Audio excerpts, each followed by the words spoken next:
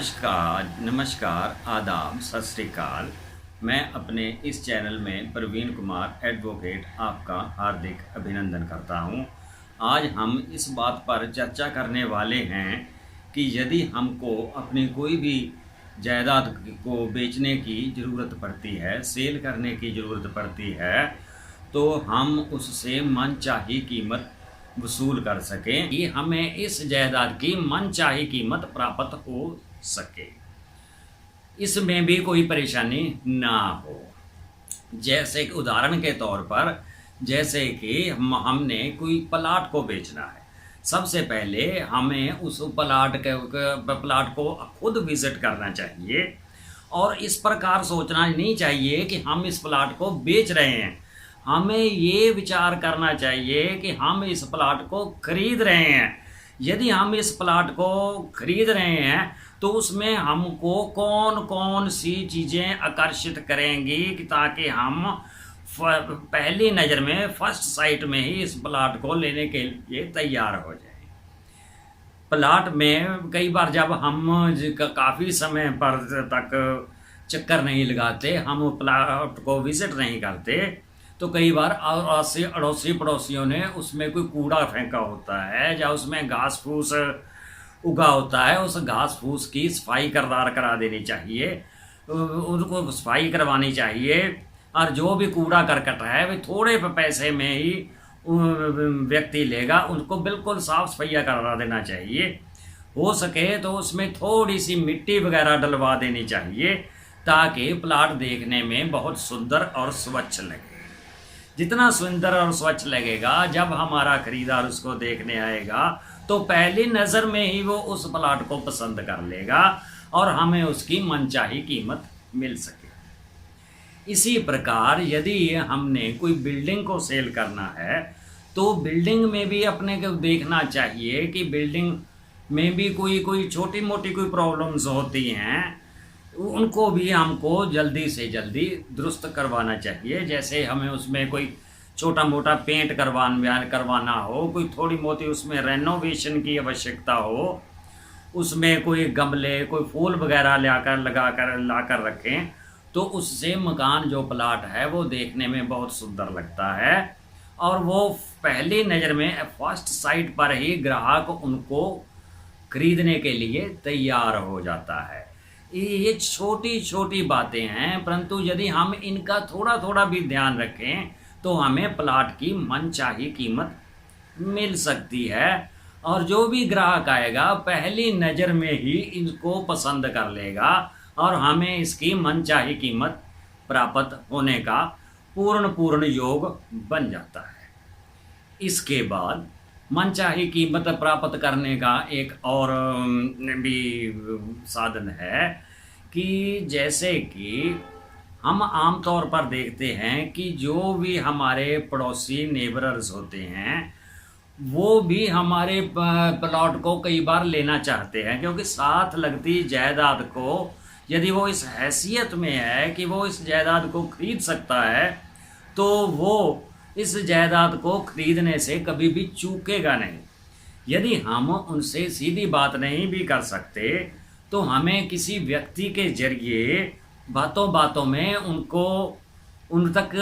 ये बात पहुंचानी चाहिए कि भैया यदि आपको आपके पड़ोस वाला प्लाट, पड़ोस वाली बिल्डिंग जो भी हम बेचना चाहते हैं मिल जाए तो कैसा लगेगा।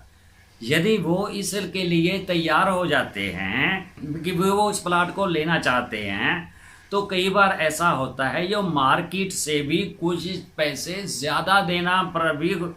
को भी तैयार हो जाते हैं यदि पड़ोस की कोई प्रॉपर्टी, कोई आस पड़ोस की जायदाद उनको प्राप्त हो रही। अड़ोस पड़ोस से भी ये सारा मालूम व्यक्ति को कर लेना चाहिए। इससे भी मनचाही कीमत मिलने के और ज़्यादा आसार बन जाते हैं। इसके बाद में एक और वैज्ञानिक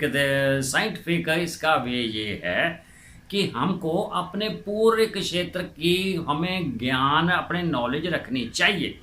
ताकि जब भी हमारे पास खरीदार आता है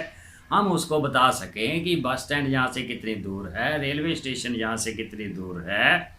कोर्ट्स यहाँ से कितनी दूर हैं, स्कूल यहाँ से कितनी दूर हैं, और स्कूल कितनी दूर हैं, हॉस्पिटल्स कितनी दूर हैं, और डॉक्टर साहिबान के क्लिनिक कितनी दूर हैं, वकील साहिबान के ऑफिस कितनी दूर हैं, ट्यूशन सेंटर जहाँ हमने बच्चे की ट्यूशन लगानी होती है वो कितनी दूर हैं, और इस क्षेत्र में कितने हमारे पार्क हैं, कितने हमारे धार्मिक स्थल हैं, मंदिर हैं, गुरुद्वारा साहिब हैं, इसमें हमारे कोई मस्जिद है, कोई और है, ये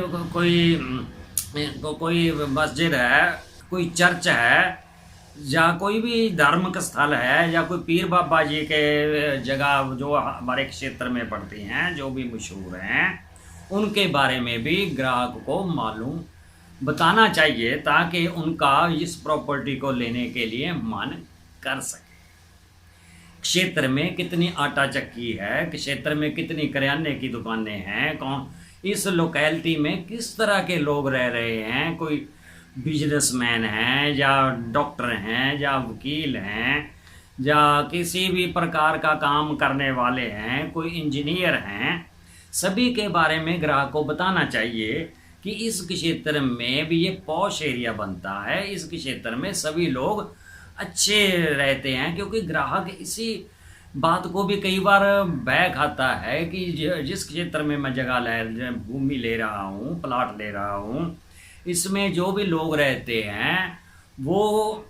कोई झगड़ालू ना हो, कोई गलत अनैतिक कार्य करने वाले ना हो, कई प्रकार के विचार खरीदार के मन में आते हैं, क्योंकि उसने जीवन भर की पूंजी इस प्रॉपर्टी खरीदने में लगानी होती है। इस कारण से वो ये देखना चाहता है कि इस प्रॉपर्टी को लेने से मुझे क्या क्या फ़ायदा हो सकता है, यहाँ पार्क कितने हैं,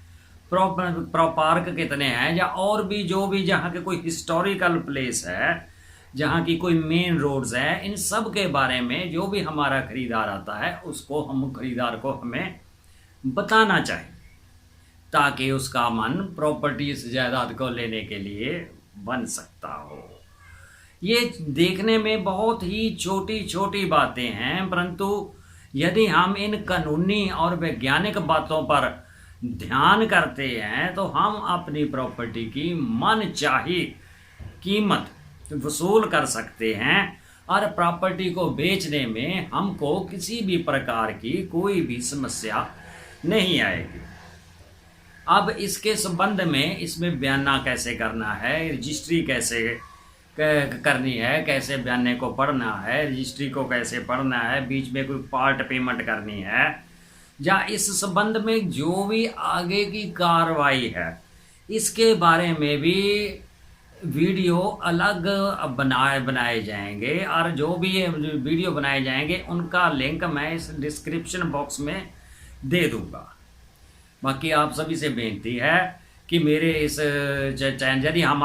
आपको मेरे द्वारा दी गई जानकारी अच्छी लगी हो तो कृपया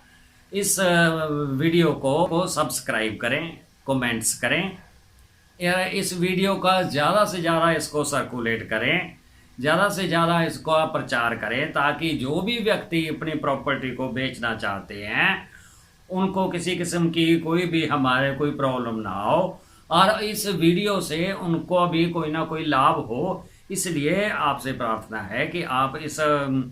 वीडियो को ज़्यादा से ज़्यादा इसको फैलाइए, इनको सब्सक्राइब करिए, घंटी वाला बटन दबाइए यार। इसके प्रॉपर्टी के बारे में आगे की जो वार्ता है, जो आगे भी और हमें कोई काम करना चाहिए, इसके बारे में मैं वीडियो बनाऊंगा। बहुत बहुत आपका धन्यवाद।